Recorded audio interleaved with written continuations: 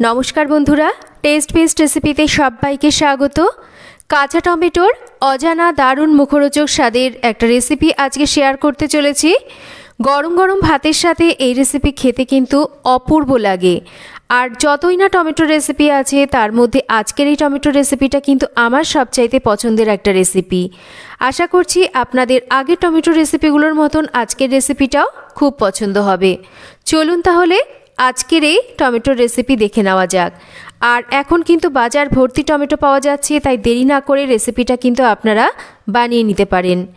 এখানে আমি কয়েকটা কাঁচা টমেটো নিয়েছি আর টমেটোগুলোকে আমি খুব ভালো করে ধুয়ে নিয়েছি। সবার প্রথমে আমাদের টমেটোর বোটাগুলোকে ছাড়িয়ে নিতে হবে। টমেটোর বোটা ছাড়িয়ে নেওয়ার পর এবার আমি টমেটোগুলোকে কেটে নেব। দেখুন ঠিক এই রকম করে আমি টমেটোগুলোকে কেটে নিচ্ছি।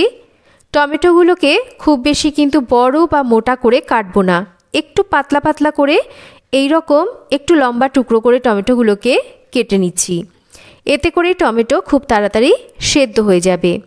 আর কাঁচা টমেটো কিন্তু দু ধরনের হয়, একটা হাইব্রিড একটা দেশি।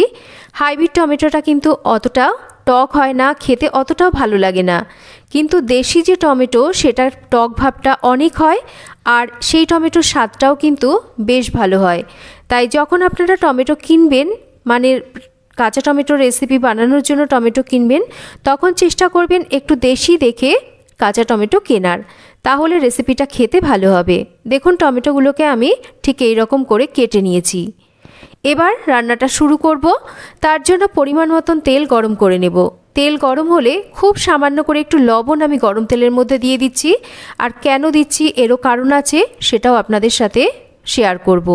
দিয়ে দিচ্ছি এখানে সর্ষে ফোড়ন, তার সাথে দিচ্ছি শুকনো লঙ্কা। ফোড়নটাকে আমাদের ভেজে নিতে হবে। ফোড়ন আমার ভেজে নেওয়া হয়ে গেছে। তেলের উপর একটা ফাটিয়ে নেওয়া কাঁচা লঙ্কা আর কেটে নেওয়া টমেটোগুলোকে দিয়ে এবার আমরা টমেটোটাকে বেশ কিছুক্ষণ নাড়াচাড়া করে রান্না করব। গরম তেলের ওপর সর্ষে ফোড়ন দিলেই দেখবেন সর্ষেটা চারিদিকে ছিটকোয় ফাটে।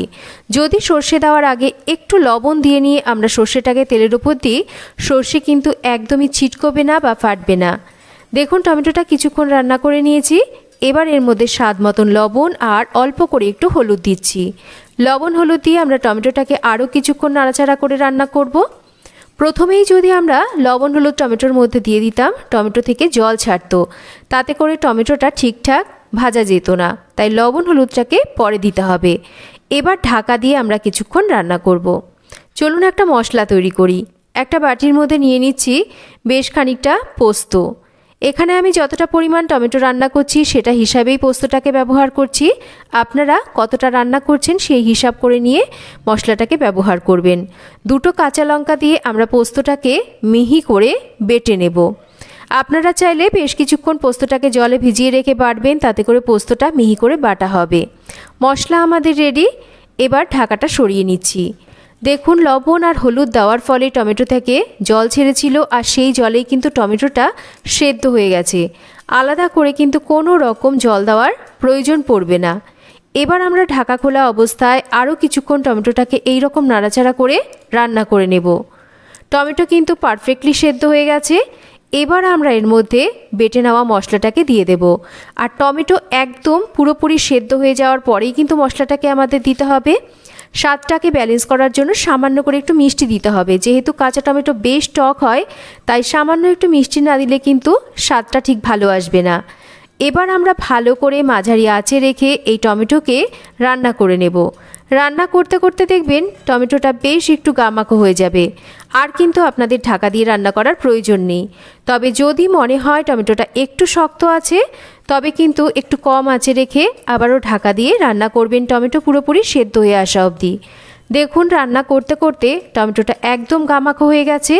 এটা কিন্তু একদম পারফেক্টলি রেডি। এটা আমি নামিয়ে নেব। আপনারা চাইলে একটু সর্ষের তেল ওপর থেকে অবশ্যই এখানে দিতে পারেন। তৈরি হয়ে গেল সম্পূর্ণ নিরামিষ কাঁচা টমেটোর একটা দুর্দান্ত মুখরোচক স্বাদের রেসিপি। কেমন লাগলো আজকের এই কাঁচা টমেটোর রেসিপি একটা কমেন্ট করে জানাবেন। আর এই রেসিপিটা কিন্তু আপনারা গরম ভাত বা রুটি দুটোর সাথে খেতে পারবেন। খেতে কিন্তু অপূর্ব স্বাদের হয়। যারা সর্ষে বাটা খেতে পারেন না বা পছন্দ করেন না তারা একবার এইভাবে বানিয়ে দেখুন।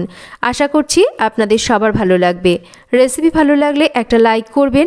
রেসিপিটা কেমন লাগলো জানাবেন। চ্যানেল সাবস্ক্রাইব করা না থাকলে চ্যানেল সাবস্ক্রাইব করবেন।